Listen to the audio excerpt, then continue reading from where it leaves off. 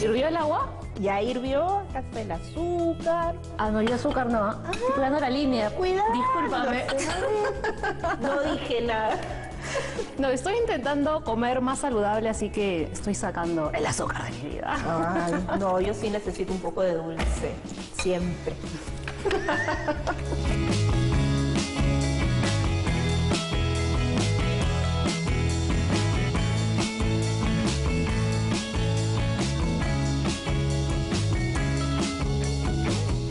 ¡Wow! ¿Qué tal cantidad de correos que tenemos esta semana? Ay, qué bueno. La verdad, a mí me emociona mucho el poder ayudar a la gente, que nos escriban, que siempre estén atentos al programa. Claro, y además así nos dan ideas, ¿no?, para saber qué temas podemos abordar. Sí, hay muchos temas. ¿Tú ya has visto alguno? ¿Te interesa alguna posibilidad de esta semana? Tenemos una sugerencia de un televidente que nos dice qué hacer en caso de sufrir un accidente de tránsito. Me parece un tema bien interesante, además lo necesario que es tomar una decisión adecuada en el momento en que ocurren los hechos. Sobre todo en nuestro país, que lamentablemente no respetamos, ¿no?, las leyes de tránsito, ni los choferes, ni los peatones, en realidad ni los conductores, ni los ciclistas, nadie.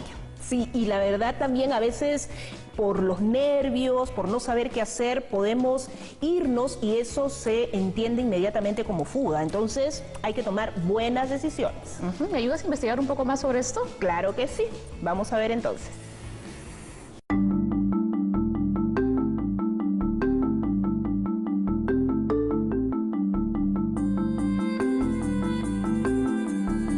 Bueno, lo que comentábamos, ¿no?, sobre todo aquí en el Perú, que es casi como la ley de la selva, no hay normas, la gente conduce como le da la gana. A veces los peatones también cometemos muchos errores porque tampoco respetamos los semáforos, ¿no?, y ahí también se ocasionan los accidentes. O situaciones tan tristes que hemos visto en las noticias, ¿no?, de que atropellan a alguien en una carretera vacía y se dan a la fuga, lo que decías tú.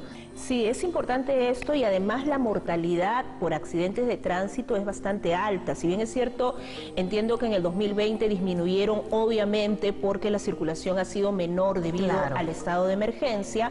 Sabemos que nuestras cifras son bastante altas con respecto a la región, ¿no?, a toda América o incluso a otros países del mundo. He encontrado un blog bien interesante de la Defensoría del Pueblo, ¿no?, justamente hablando de este tema de los accidentes de tránsito.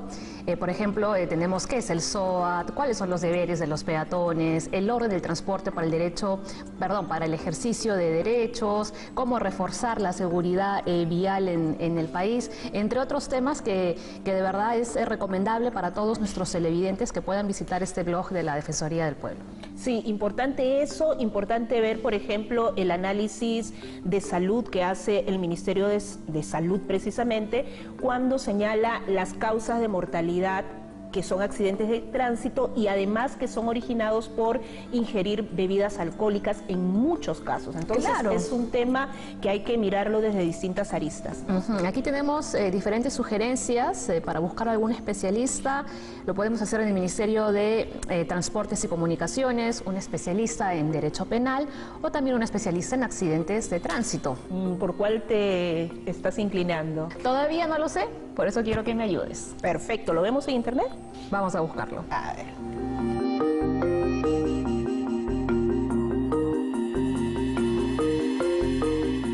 Me estabas comentando que tenías a una posible entrevistada para mi caso. Sí, ya está en camino incluso. Ella se llama Nancy Ñambin Copa, coordinadora del Programa de Defensa Municipal de Víctimas de Accidentes de Tránsito. Ay, ¿Qué te parece? Muchas gracias, eres lo máximo. De nada, mi querida amiga, de nada. ¿Y encima está viniendo aquí?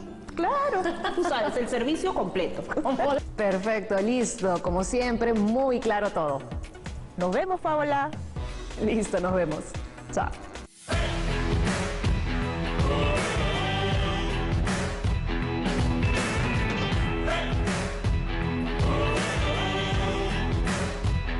Y estoy acá. Cuéntame, ¿cómo te fue con Alessandra? Muy bien, la verdad ha sido muy didáctica la manera como ha explicado la situación de los refugiados.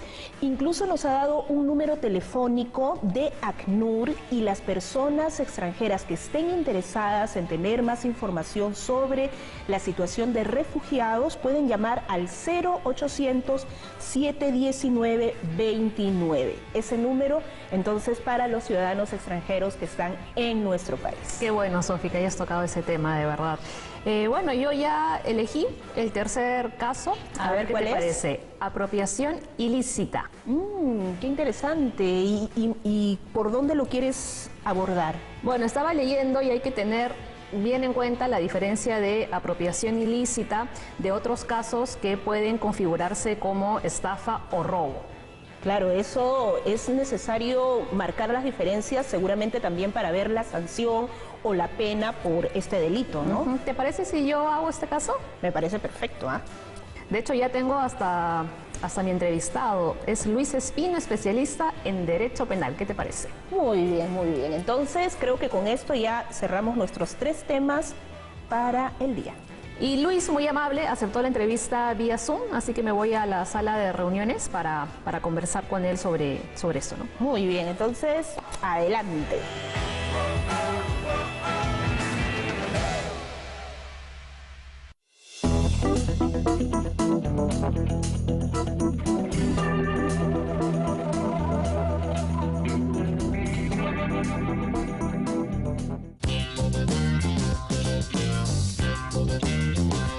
Hola Luis, ¿cómo estás? ¿Qué tal? Bienvenido a Caso por Caso. Muchas gracias, Paola. ¿Cómo estás? Buenos días. Yo encantado de estar en este programa, que es un programa de un formato muy interesante, a mi parecer. Gracias. El día de hoy te hemos convocado, tú eres abogado especialista en Derecho Penal, porque queremos que nos expliques en qué consiste la apropiación ilícita y por qué no debemos confundirla de repente con otros delitos. La apropiación ilícita es el acto por el cual una persona se va a apoderar de un bien mueble, ¿correcto? Se va a apoderar adueñándose, adjudicándose o quedándose con ella. Este bien mueble obviamente tiene que ser ajeno. Sin embargo, no solo se da con bienes muebles, sino también con sumas de dineros o valores. Digamos que tiene que haber un abuso de confianza. Que son una de las características del abuso de confianza. A diferencia del hurto y a diferencia de la estafa o del robo, el bien tiene que ser entregado por el agraviado o agraviada. Hay una voluntad de entregar el bien con la confianza que va a ser devuelto. Y es ahí donde el infractor o el que comete el delito abusa de esta confianza.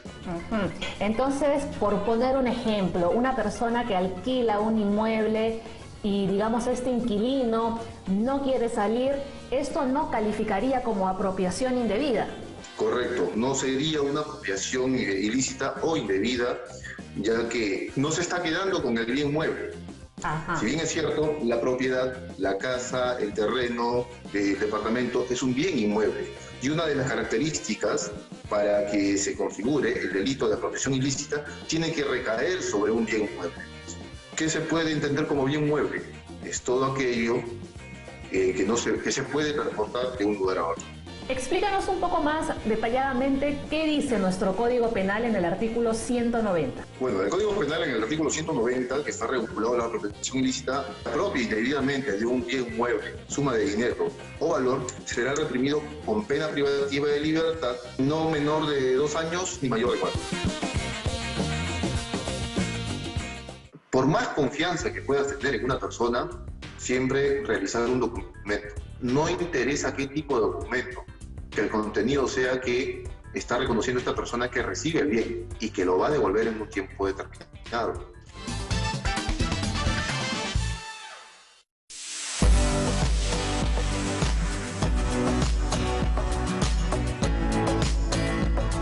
Si ya tenemos claro qué es una apropiación indebida o ilícita, sabemos que se encuentra en el artículo 190 del Código Penal.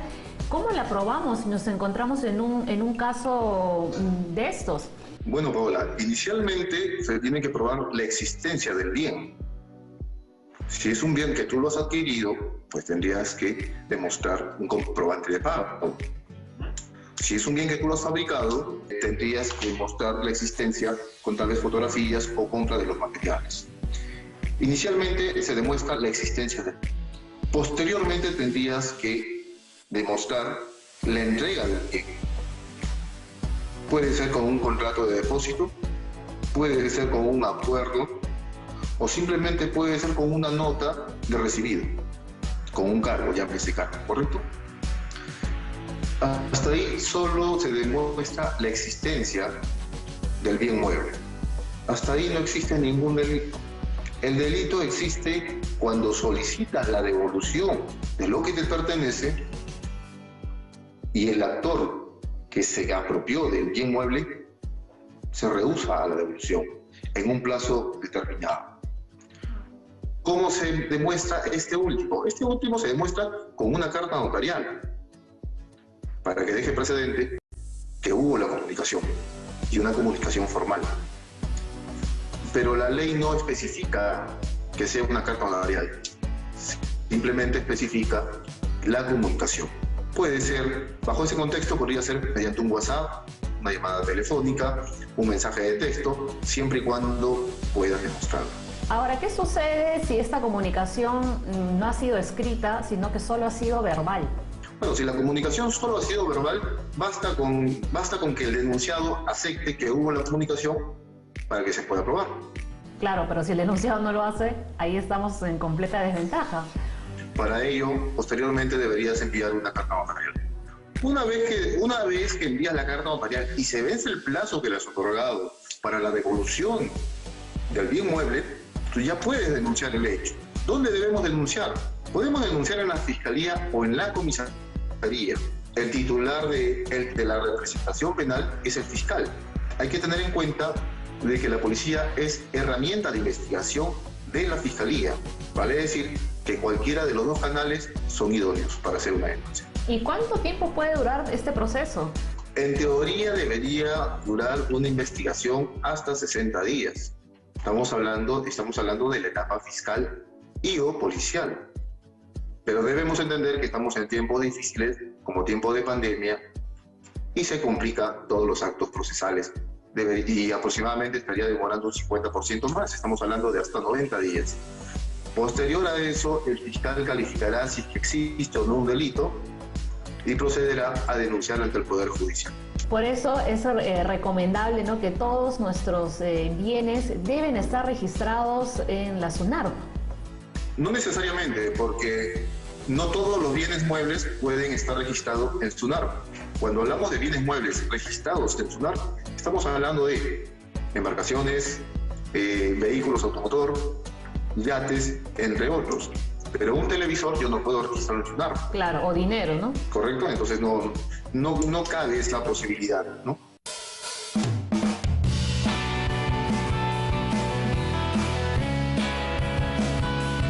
En el caso de que una persona, digamos, tenga estos bienes que acabas de mencionar, que sí pueden ser registrados, ¿de qué forma deben hacerlo?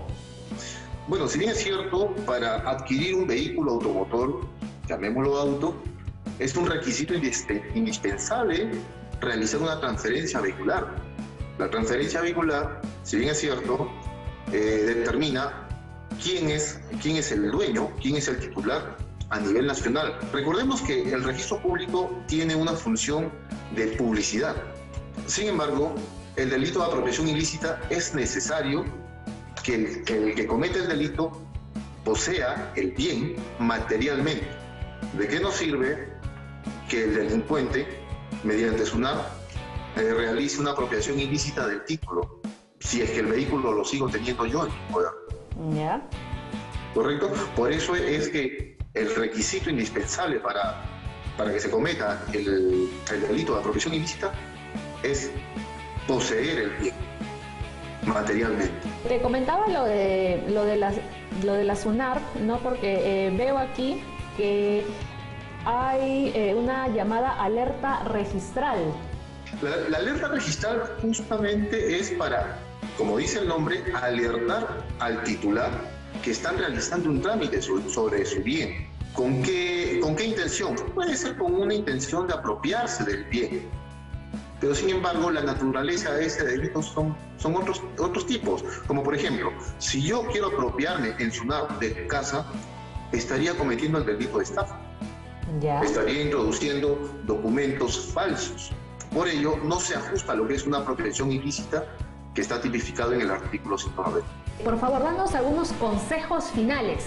Bueno, Paula, los consejos que les puedo dar para evitar uno ser víctima de una apropiación ilícita es, por más confianza que puedas tener en una persona, siempre realizar un documento. No interesa qué tipo de documento, que el contenido sea que está reconociendo esta persona que recibe el bien y que lo va a devolver en un tiempo determinado. Guardar todos los documentos que acrediten la existencia de cada bien que adquieran. Muchas personas adquieren un bien y al día siguiente no saben dónde está la boleta o la factura. Y si compran un bien de segunda, pues un pequeño contrato pegado, ¿no?